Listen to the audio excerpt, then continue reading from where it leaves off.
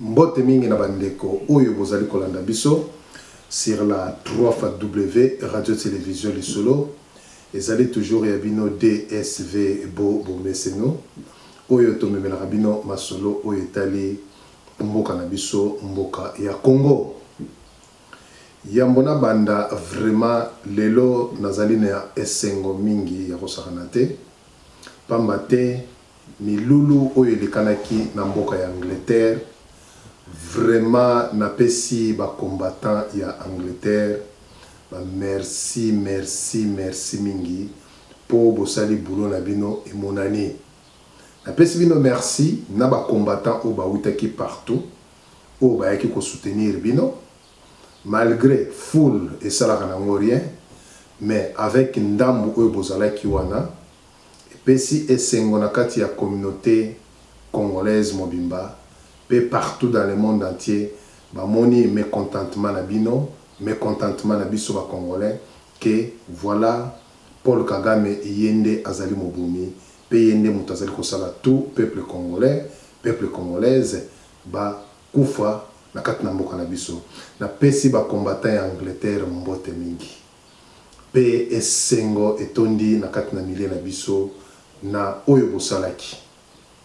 Napesi ba combattant napesi lieutenant colonel Aigle oyo ya Allemagne bambote pambate na monaki mosala kitoko ya sala ki kolongwa Allemagne pe ko kende ko bunda elongo na bino ba combattant ya Angleterre.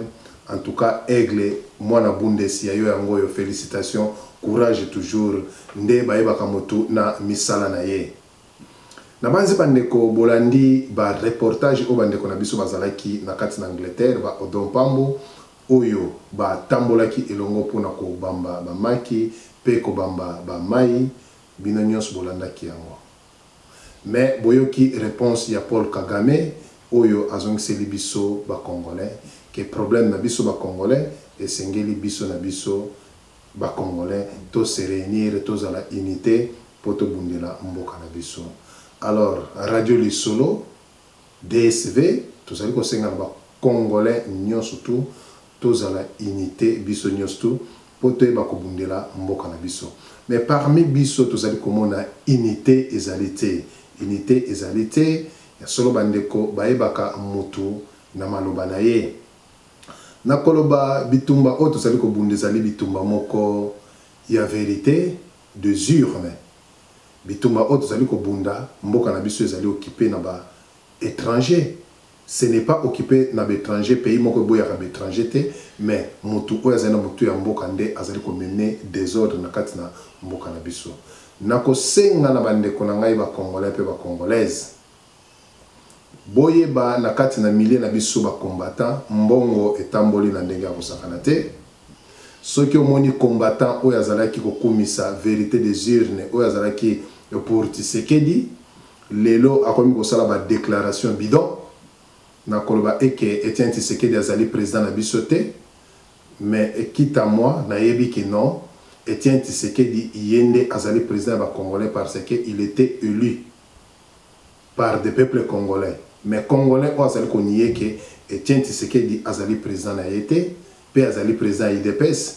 Il faut bien comprendre que non bon côté belé balobaki na kati na biso tokobundisa mana ba payate mais tokobundisa makaka biso na biso na batu oyo bale mbongo na banzi bolandaki secrétaire général Fredin Kita oyo ya parti démocratique ya Eugénie Diomi Ndongala alobaki yango bien tozali na ba politicien ya moi pe tozali na ba politicien ya butu na kati na biso ya résistance tozali na ba combattant ya moi oyo bazali kolobake Etienne Tshisekedi vérité des urnes pe tozali na ba combattant ya butu les mêmes combattants oyo bazali koloba Etienne Tshisekedi vérité des urnes les mêmes combattants yango na butu bazo kokende kosalela mopaya donc ba yepa na biso soi-disant que lokola ba combattant mais bazali ya biso te nazali kosenga na ba combattant nyonso tout partout dans le monde entier Tomi Kengelana, toyeba nani azali combattant, nani azali combattante.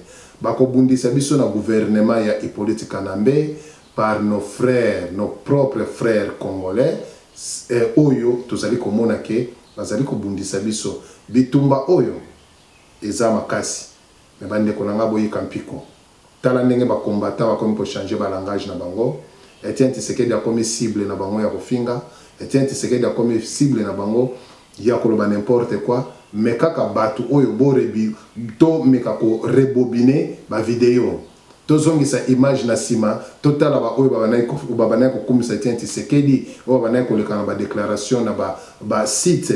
Mais kaka les mêmes batu wana bango lelo oyo bazwi mbongo ba changer face. Etienne Tshisekedi a commis ennemi na bango. Pe bakomi koloba oyo ezali ko sepelisa monoko na bango pe oyo ezali ko sepelisa ba konzi na bango oyo batindi bango na kati na RDC mbongo esopami mena ko yebisa yo congolais oyo ozwi mbongo pona ko déstabiliser lit yo congolais oyo ozwi mbongo pona ko ya koloba ba bêtise ba connerie na kati na ba site ya internet en tout cas na ko senga na congolais nyonso tout combattant nyonso tout botia ye maboko to mitia maboko pambate likambu oyo soki biso na biso to komi ko tia na maboko te na banzi distraction ke comme belé chaque moto aza moto ya média te mais ali ko sala déclaration na ye na kati na vidéo pour na koloba mabe ya Etienne Tshisekedi pe mabe ya Congo la biso na sengi na bande ko nanga ba congolais pe ba congolaise tozala liboke bato baza ko bundisa biso bazali musika te tozali na bona kati na poto ozali komona ba vidéo na bango ezali ko tambola